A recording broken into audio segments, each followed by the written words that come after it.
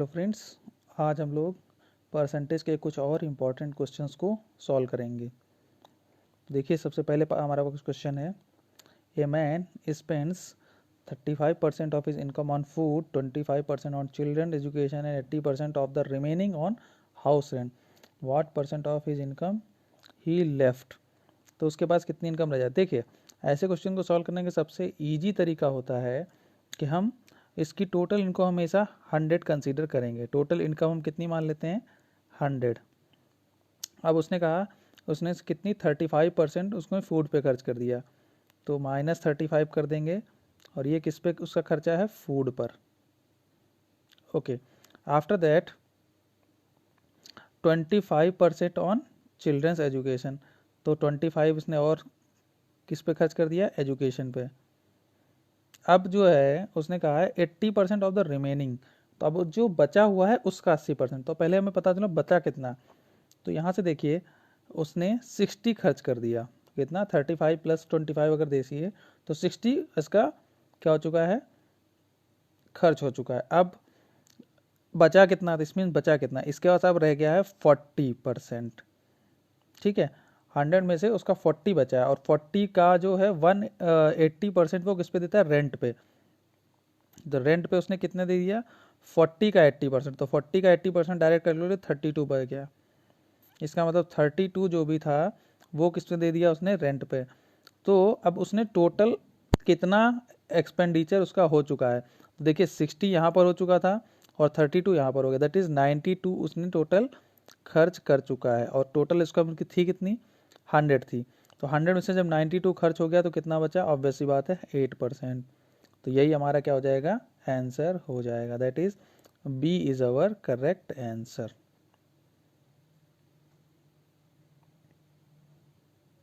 अब देखिए, next question हमारे पास है, a student has to obtain 33% of total marks to pass. मतलब जो पासिंग मार्क्स है वो कितना है, पास होने के लिए जो है कितना नंबर चाहिए हमको, 33% मार्क्स चाहिए।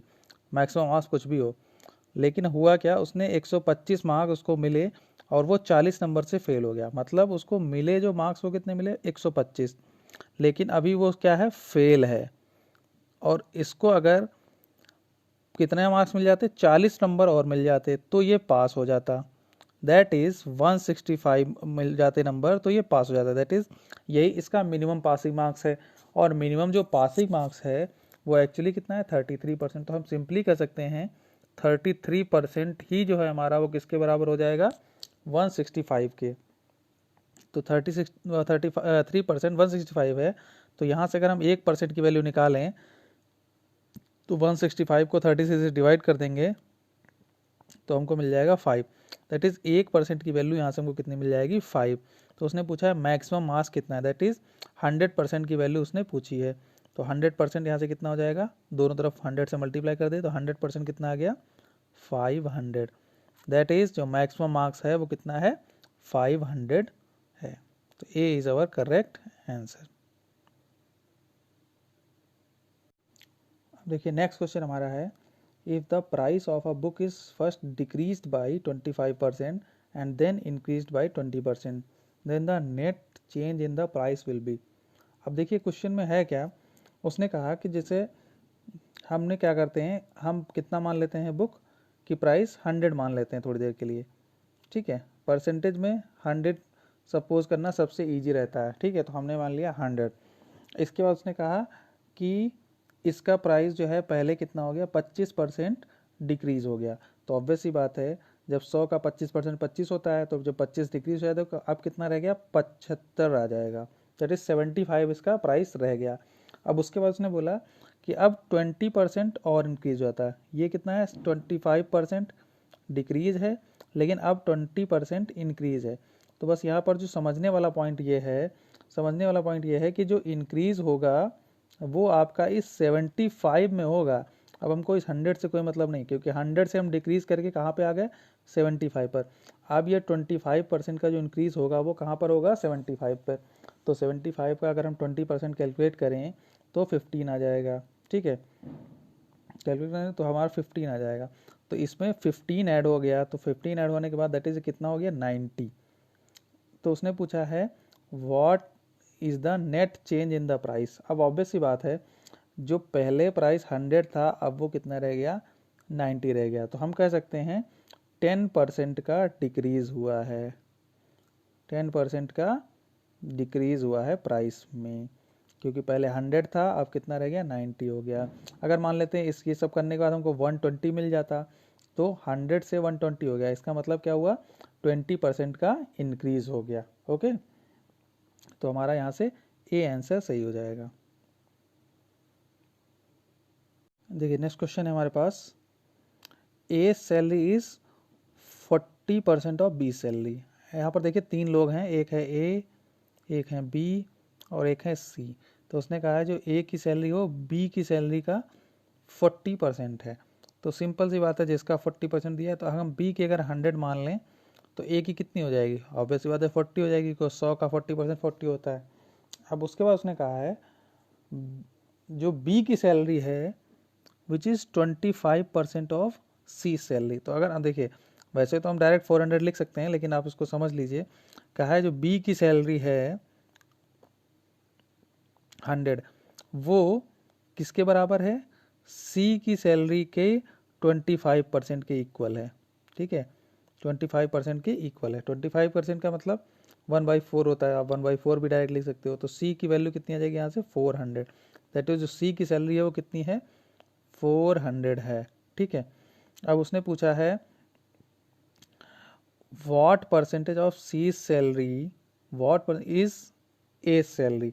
तो सी की सैलरी का कितना परसेंट, मतलब उसने पूछा सी की सैलरी का क्या परसेंट, दैट इज हमने x% मान लिया, ए की सैलरी के बराबर है। तो ए की सैलरी कितनी है, 40। तो ऑब्वियस सी बात है ए की वैल्यू यहाँ से कितनी आ जाएगी, 10। दैट इज एक्स की वैल्यू कितना आ जाएगा, 10%। दैट इज सी की सैलरी का 10% है ए की सैलरी। तो हमारा ए आंसर क्या हो जाएगा, करेक्ट आंसर हो जाएगा। अब देखिए हमारे पास नेक्स्ट क्वेश्चन है, ए नंबर इज डिक्रीज्ड बाई 10%। एक नंबर है जो 10% पहले रिड्यूस किया गया एंड देन इंक्रीज बाई 10%, और उसके बाद उसको 10% बढ़ाया गया। The number so obtain is 10 less than the original number. तो मतलब जो भी नंबर मिला है वो 10 नंबर कम है ओरिजिनल नंबर से। तो what is the original number. ठीक है, कोई बात नहीं, सबसे पहले ऐसे क्वेश्चन को सॉल्व करने के लिए हम बता चुके हैं, हम ओरिजिनल नंबर 100 मान लेते हैं। ठीक है, अभी हमने थोड़ी देर के लिए क्या मान लिया, 100। उसके बाद क्या किया उसने, 10% इसको डिक्रीज कर दिया। तो जब -10% करेंगे तो 100 का 10% 10 होता है, तो जब 100 से 10 घटाएंगे तो कितना आ जाएगा, 90 आ जाएगा। दैट इज 90 रह गया। अब फिर उस नंबर में 10% का इंक्रीमेंट हुआ है। तो अब हमने बताया था ना अभी कि हमारा 100 से कोई मतलब नहीं रह गया, इंक्रीमेंट अब किस में होगा, +10% होगा किसका, 90 का। तो 90 का 10% कितना होता है, 9। तो अब इसमें 9 ऐड कर देंगे तो हमारा ये कितना हो जाएगा, 99। दैट इज जो हमारा ओरिजिनल नंबर हमने 100 कंसीडर किया था तो हमको क्या मिला, 99। तो यहाँ से यहाँ तक कितना चेंज दिखाई पड़ रहा है हमको, 1 का। दैट इज जो 1% का चेंज है वो एक्चुअली किसके बराबर है, वो एक्चुअल नंबर कितने, 10 नंबर उससे कम था। तो ये किसके बराबर हो गया, 10 के बराबर। हमको क्या चाहिए, ओरिजिनल नंबर जो कि कितना था, 100%। तो जब 1% 10 है तो 100% कितना हो जाएगा, 1000। That is A is our correct answer. अब देखिए नेक्स्ट क्वेश्चन है, काफ़ी अच्छा क्वेश्चन है ये। 1100 boys 1100 boys and 700 girls are examined in a test. एक टेस्ट दिया इतने लड़के और लड़कियों ने। तो कितने लड़के हैं हमारे पास, 1100 बॉयज़ हैं और गर्ल्स कितनी हैं, 700। उसने कहा उसके बाद 42% बॉयज़ और 30% गर्ल्स वर पास्ड। तो find the percentage of total who failed. तो हमको किसका परसेंट निकालना है, फेल कैंडिडेट का, जो फेल हुए हैं। ठीक है, तो अगर हम कहें कि ये अगर बॉयज़ 42% पास हुए हैं तो हम ये भी तो कह सकते हैं बॉयज़ 58% फेल हुए हैं। ठीक है, सिंपली अगर 30% गर्ल्स पास हुई हैं तो हम कह सकते हैं 70% गर्ल्स फेल हुई हैं, क्योंकि हमको फेल का परसेंटेज निकालना है। तो टोटल नंबर ऑफ स्टूडेंट्स हमारे पास अब कितने हैं, क्योंकि उसने पूछा है टोटल परसेंटेज जो फेल हुए हैं। तो टोटल नंबर ऑफ स्टूडेंट तो हमारे पास 1800 हो गए, 1100 लड़के और 700 लड़कियाँ, 11 हो गए, 1800 आपके स्टूडेंट्स हो गए। अब बॉयज़ कितने इसमें फेल हुए हैं? 58%। तो 1100 का 58% निकाल लीजिए तो हमें मिल जाएगा 58 मल्टीप्लाइड बाई 11, तो आ जाएगा 8 and 5 and sorry 8 5 and sorry इसको मल्टीप्लाई कर लेते हैं। 58 मल्टीप्लाइड बाई 11 तो 638, ठीक है, 638 आ जाएगा। ओके, और इसको जब 700 का 70% निकालेंगे तो आ जाएगा 490। तो इन दोनों को जोड़ दीजिए तो आ जाएगा हमारे पास 8, ये और ये जोड़ देंगे क्योंकि इतने लड़के फेल हुए हैं और इतनी लड़कियां फेल हुई हैं, ठीक है। क्योंकि यहाँ पर ये जो हैं बॉयज़ 638 फेल हुए हैं और गर्ल्स 490 फेल हुई हैं। तो टोटल फेल वाले बच्चे कितने हो जाएंगे? इन दोनों को ऐड कर देते हैं दोनों को, तो 9 12 2 और 6 10 11, ठीक। दैट इज़ 1128 बच्चे टोटल फेल हुए हैं। तो 1128 का 1128 कितने में 1800% निकाल देंगे तो इसको 100 से मल्टीप्लाई कर दीजिए। इसको जब हम सॉल्व करेंगे तो हमारा आंसर आ जाएगा 62 से ही 2/3%। दैट इज़ यही हमारा क्या हो जाएगा? Correct answer. देखो हमारा बी ऑप्शन सही हो जाएगा। देखिए नेक्स्ट क्वेश्चन हमारे पास है 405 स्वीट्स या 405 sweets were distributed equally among children in such a way that the number of sweets received by each child is 20% of the total number of the children and how many sweets did each child receive? Okay, क्या है, हमारे पास 405 sweet हैं, ठीक है। अब उनको हमें कुछ बच्चों में डिस्ट्रीब्यूट करना है, तो हमें नहीं पता स्टूडेंट कितने हैं, तो हमने मान लिया स्टूडेंट टोटल या बच्चे कितने हैं, एक्स स्टूडेंट हैं या एक्स बच्चे हैं। तो हम क्या कहेंगे ना एक बच्चे को 405 बटे एक्स स्वीट मिला, ठीक है। अब उसने कहा है जो the sweet received by each child, जो कि है 405 बटे x, is 20% of the total number of the child. तो टोटल नंबर ऑफ स्टूडेंट कितने हमने माने? एक्स। अब इसका 20% जो है वो हो जाएगा हमारा जो रिसीव्ड स्वीट के बराबर, दैट इज 405 बचे एक्स के बराबर है। तो यहाँ से उसने पूछा है, पहले हम निकालें यहाँ से बच्चे कितने हैं, तो इसको जब सॉल्व करेंगे तो आ जाएगा 5, तो एक्स स्क्वायर की वैल्यू आ जाएगी 405 इंटू 5, ठीक है। तो यहाँ से x की वैल्यू आप कैलकुलेट कर लीजिए, यहाँ से x के बराबर कितना आ जाएगा, इसको आप सॉल्व कर लेंगे तो 45 इंटू 5, तो ये आ जाएगा हमारे पास x इक्वल टू 20 और ये 25। हाँ, तो एक्स स्क्वायर की वैल्यू इतनी है तो x की वैल्यू आ जाएगी यहाँ से 45, 45। तो it is total number of student या चाइल्ड, तो चिल्ड्रेन हमारे पास 45 हैं। तो हमारे पास एक बच्चे को उसने पूछा है कितनी स्वीट रिसीव हुई, तो टोटल स्वीट कितनी थी 405 और एक बच्चे कितने हैं 45। तो जब इसको डिवाइड कर देंगे तो आंसर आ जाएगा 9। That is A is our correct answer. हर बच्चे को 9 स्वीट्स रिसीव हुई। देखिए नेक्स्ट क्वेश्चन हमारे पास है, if the price of sugar rises from 6 रुपये पर केजी टू 7.5 रुपये पर केजी। तो क्या है कि जो है चीनी का रेट जो है पहले 6 रुपये पर केजी था और वो इंक्रीज़ होकर कितना हो गया है 7.5 रुपये पर केजी। 6 रुपये केजी था, अब वो इंक्रीज़ होकर कितना हो गया 7.5 रुपये पर केजी। अब उसने पूछा है कि जो एक पर्सन है उसको एक्सपेंडिचर में कितना जो है ए पर्सन है no increase in the expenditure, तो उसके खर्चे में कोई जो है एक्सपेंडिचर में कोई भी इंक्रीमेंट नहीं करना है, कोई इंक्रीज नहीं होना है। तो उसने पूछा है कि चीनी का जो खर्चा है वो कितना कम करना पड़ेगा, ठीक है। क्योंकि अब चीनी तो कम मिलेगी ना उसको, क्योंकि रेट बढ़ गया है। तो हम सिंपली मान लेते हैं कि पहले उसके घर पर जब हमने एज्यूम करना है तो हम मान लेते हैं सिंपल सा, उसके पास 100 केजी का खर्चा था, एक्सपेंडिचर 100 केजी का था। तो इसका मतलब है अगर 6 रुपये पर किलो के हिसाब से जब चीनी मिलती थी तो उस 100 kg उसको अगर चीनी लगती थी तो इसका मतलब उसके 600 रुपये खर्च हुए फॉर एग्जाम्पल, ठीक है। तो इसका मतलब अभी भी वो 600 रुपये ही खर्च करेगा, लेकिन अब 600 रुपये खर्च करेगा तो उसको चीनी तो अब कम मिलेगी ना। तो जगह 7.5 रुपये पर केजी चीनी है तो अभी उसके पास रुपए तो 600 ही हैं। तो जब 600 रुपये हैं और चीनी है 7.5 रुपये पर केजी, तो अब कितनी चीनी इसको मिलेगी, आप इसको कैंसिल आउट कर लीजिए। तो 5 15, 5 1 5, 5 2 10, 1200, ठीक है, और 15 8 120, दैट इज़ अब उसको कितना मिलेगा, 80 kg ही मिलेगा, ठीक है। तो जो उसके खर्चे में, देखिए अब यहाँ से समझ में आ जाना चाहिए आपको कि पहले उसके पास खर्चे में 100 kg की रिक्वायरमेंट थी चीनी की, लेकिन अब उसकी कितनी हो गई, 80। तो हम सिंपली कह सकते हैं कि 20 यहाँ से रिड्यूस हो गया, तो एक्चुअली क्या होगा, 20% उसको अपने खर्चे में कमी करना पड़ेगा, क्योंकि 100 से 80 हो गया तो इसका मतलब 20 कम हुआ, तो इसका मतलब 20% कम हुआ। हमको परसेंटेज में चाहिए आंसर, तो हमें 20% उसको अपने चीनी के खर्चे में कमी करनी पड़ेगी। That is B is our correct answer. अब देखिए हमारे पास नेक्स्ट क्वेश्चन है, in some quantity of ghee 60% is pure ghee and 40% is vanaspati. मतलब एक तरफ हम मान लेते हैं प्योर घी है और एक तरफ है वनस्पति। तो कोई एक मिक्सचर था उसमें 60 और 40 का रेशियो था, ठीक है ना। जो आपका घी था उसमें कितना, प्योर घी 60% था और वनस्पति 40% था।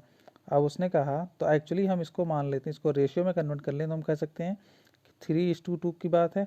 3 पार्ट आपका प्योर घी है और 2% वनस्पति। अब उसने क्या किया कि जो है, अब उसमें 10 किलो प्योर घी ऐड कर दिया गया। तो प्योर घी ऐड कितना किया गया, 10 kg।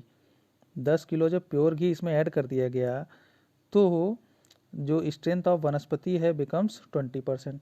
तो इसका मतलब है 20% अगर हो गया तो इसका मतलब 80% जो है हमारा क्या होगा, प्योर घी होगा, और 2% 20% क्या हो जाएगा, वनस्पति हो जाएगा। तो अगर हम इसको भी रेशियो में कन्वर्ट करें तो आप देख सकते हो ये हमारा क्या हो जाएगा,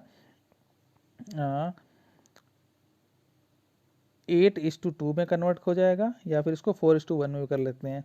अब 4:1 में अगर आप करोगे, चलिए कर देते हैं, जैसे मान लेते हैं 4:1 में ही कर देते हैं इसको।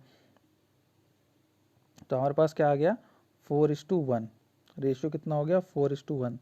अब देखिए, सिंस हमने जो मिक्सचर था उसमें हमने मिलाया क्या है, प्योर घी केवल मिलाया है, प्योर घी ऐड किया है, तो इसका मतलब जो वनस्पति है वो उसमें तो कोई चेंज किया नहीं। तो वनस्पति अगर 2 था तो वनस्पति 2 का 2 ही रहना चाहिए, लेकिन वनस्पति यहाँ पर कितना हो गया, 1 हो गया। तो वनस्पति में कोई चेंज हुआ नहीं, तो इसका मतलब हमें इसको 2 बनाना पड़ेगा। तो हम क्या करें, इस रेशियो में अगर हम 2 से मल्टीप्लाई कर दें तो ये कितना हो जाएगा, 8:2 हो जाएगा। तो हम इसको कर देते हैं, कितना हो गया, 8:2 रेशियो हो गया, ठीक है। तो अब देखिए हमारा वनस्पति 2 का 2 बना रहा, तो इसका मतलब जो इंक्रीमेंट हुआ है प्योर घी में वो कितना हुआ है, 5 का, 5 रेशियो का इंक्रीमेंट हुआ है। और किसके कारण, इसी 10 kg मिलाने के कारण ही तो हुआ है। तो इसका मतलब वो किसके बराबर हो जाएगा, 10 kg के बराबर। तो हम कह सकते हैं एक रेशियो की वैल्यू कितनी हो जाएगी, 2 kg। एक रेशियो की वैल्यू कितनी हो जाएगी, 2 kg। अब यहाँ से आप सबकी क्वांटिटी निकाल सकते हो। तो उसने क्या पूछा है, द ओरिजिनल क्वांटिटी बात।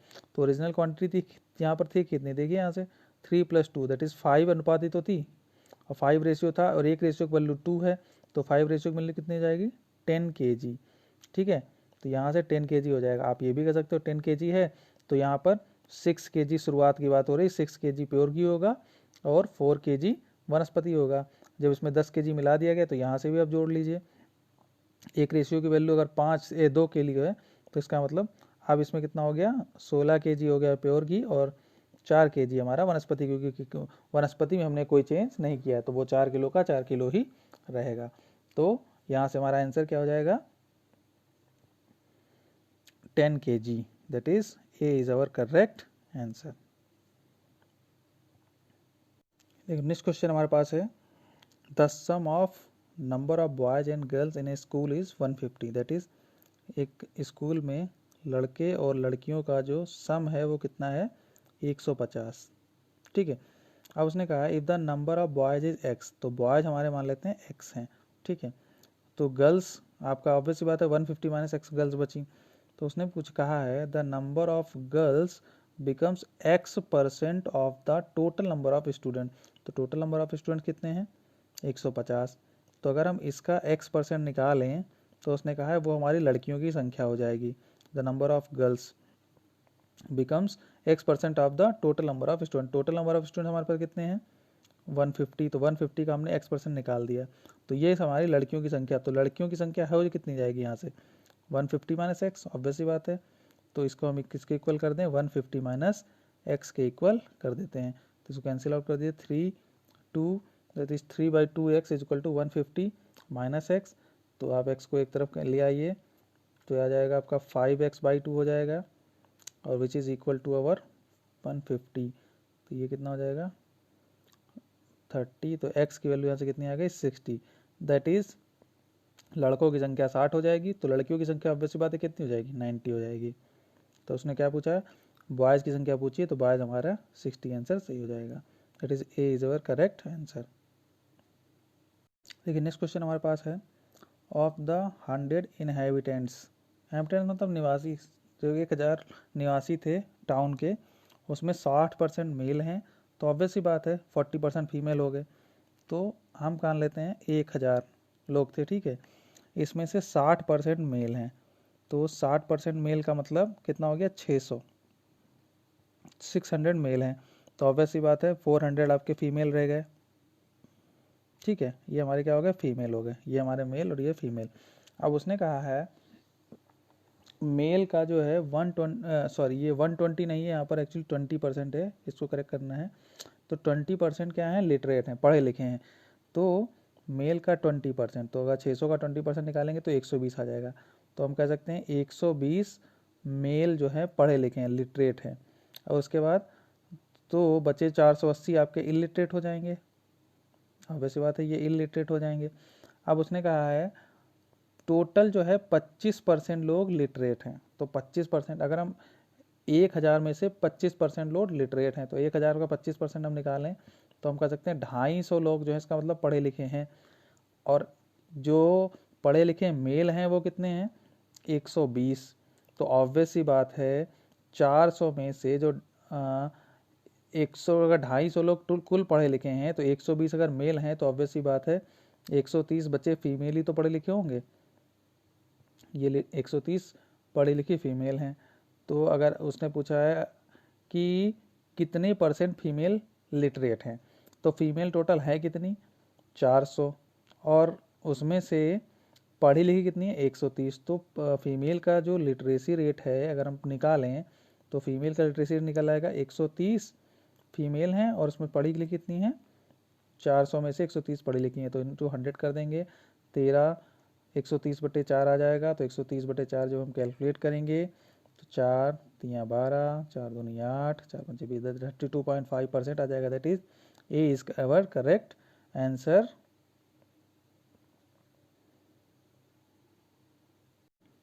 अब देखिए नेक्स्ट क्वेश्चन हमारे पास है, काफ़ी इंपॉर्टेंट क्वेश्चन है, इसको अच्छे समझना है। In an election only two contested, जहाँ पर एक इलेक्शन हुआ और केवल 2 कैंडिडेट थे, ठीक है, 20% of voter did not vote, उसमें से 20% लोगों ने वोट दिया ही नहीं। 120 वोट्स वर डिक्लेयर्ड इनवैलिड, 120 वोट क्या हो गए इनवैलिड हो गए। Winner got 200 votes more than his opponent, जो आपका विनर कैंडिडेट था उसने 200 वोट ज़्यादा मिले किससे, जो हारा हुआ कैंडिडेट है, और उसने ही secured 41% of the votes of the voter list, मतलब 41% वोट उसने वोटर लिस्ट में से मिले। तो देखिए पहले क्वेश्चन को समझते हैं क्या है। मान लेते हैं हम थोड़ी देर के लिए हमारे पास 100 वोटर्स हैं वोटर लिस्ट में, इसमें से 20% लोगों ने तो वोट किया ही नहीं, ठीक है, तो 20% निकाल दीजिए तो इसका मतलब कितने रह गए 80% रह गए। अब 80% में से जो विनर है उसको 41% टोटल वैसे मिला है, मतलब वोटर लिस्ट में आपके 100 नाम थे अगर, तो उसमें से इसको कितना मिल गया विनर कैंडिडेट को 41% तो मिल गया पूरा, दैट इज 41 मिल गया। अब जो आपका ये विनर मान लेते हैं तो ये जो लूजर कैंडिडेट होगा, जो हारा हुआ कैंडिडेट है, उसको कितना मिला, ऑब्वियस सी बात है 20 ने दिया नहीं 41 इसको मिला, तो जो बचा 39% या 39 वो उस केवल लूजर कैंडिडेट को मिलेगा। लेकिन यहाँ पर एक बात समझने वाली ये है कि जो 200 वोट्स से वो हारा है, ठीक है, वो अभी आते हैं उस पर, लेकिन उसने कहा है 120 वोट इनवैलिड थे, तो 120 वोट जो इनवैलिड हैं वो भी तो इसी 39% में ही होंगे, ऑब्वियस सी बात है। तो हम यहाँ पर कह सकते हैं कि जो विनर लूजर कैंडिडेट है उसको वोट 120 तो किसी को नहीं मिले होंगे ना, वो 120 वो किसी को नहीं जाएंगे क्या काउंटिंग में। तो इसका मतलब है जो विनर को मिले होंगे 39% तो मिला होगा, लेकिन इसमें से आप 120 वोट कम कर दीजिए, ठीक है, क्योंकि ये इनवैलिड वोट है। ठीक, अब देखिए यहाँ पर इक्वेशन समझ लीजिए, 100 वोट अगर टोटल थे तो 20 ने दिया नहीं, और जो विनर को मिले वो 100 का 41% मिले, तो सीधे 41 में से तो जो 120 जो इनवैलिड वोट थे जो पड़े हैं, तो और वो किस में से होंगे, वो जो बचे होंगे 39% उसी में से ही तो कम होंगे। तो इसका मतलब है अब इसके बाद जो है जो विनर के कैंडिडेट को वोट मिला है वो इस लूजर से 200 वोट ज़्यादा है। तो इसका मतलब हम सिंपली कह सकते हैं 49% माइनस 39% माइनस 120, तो ये रहेगा ही रहेगा, इज इक्वल टू इनका जो गैप है वो कितना हो जाएगा 200 के बराबर। ठीक है, यहाँ से हमारी इक्वेशन क्लियर हो गई। अब देखिए हमारा क्वेश्चन सॉल्व हो जाएगा बहुत ही ईजिली। इसको सॉल्व करेंगे तो यहाँ से आ जाएगा 2%, 49 में से, और ये माइनस माइनस प्लस हो जाएगा, 120 उधर जाके सब्सट्रैक्ट हो जाएगा, तो कितना हो जाएगा 80 के बराबर। दैट इज़ 1% की वैल्यू कितनी आ जाएगी 40, तो यहाँ से 100% की वैल्यू कितनी आ जाएगी 400, सॉरी 4000। ठीक है, इसका मतलब टोटल जो वोट थे वो कितने थे 4000 वोट थे। ठीक है, अब इसके बाद यहाँ से समझने वाली बात यह है कि उसने पूछा क्या है कि percentage of vote of the defeated candidate out of the total vote casted. तो टोटल वोट पड़े कितने, पहले तो हमें ये निकाल लें। तो टोटल वोट पड़े कितने 80% पड़े, तो 4000 का अगर आप 80% निकाल लेंगे तो हमारा जाएगा 3200, मतलब वोट जो पड़े हैं वो कितने पड़े हैं 3200। अब उसने पूछा है कि परसेंटेज डिफीटेड कैंडिडेट, अब इसको मिले कितने डिफीटेड कैंडिडेट को कितने मिले हैं 39%, और उसमें से 120 घटा देना है। तो 4000 का 39% निकालते हैं पहले। 4000 का जब 39% निकाल लेंगे, ठीक है, तो आ जाएगा आपका 9 चौक 36 और 4 तियाँ 12 और 3 15, 1560, और इसमें से 120 वोट निकाल दीजिए जो इनवैलिड थे, वो भी इसी के में जुड़े हुए हैं ना, तो 0441। ठीक है, इतना वोट किसको मिला आपके लूजर कैंडिडेट को, और टोटल वोट पड़े कितने थे हमारे अभी निकाला ना 3200, तो इसका परसेंटेज निकाल लेंगे, हमारा एक्चुअल परसेंटेज आ जाएगा। सब निकाल लीजिए, इसको भाग कर देते हैं। तो आप जब इसको डिवाइड करेंगे 1440 को 32 से भाग कर लीजिए, 4/32, 4 तियाँ 12, 4 छंग 24, 0, और 8 चक्कू 32, और 8 पंचे 40। ठीक है, दैट इज़ 45%, डी हमारा क्या आ जाएगा करेक्ट आंसर हो जाएगा।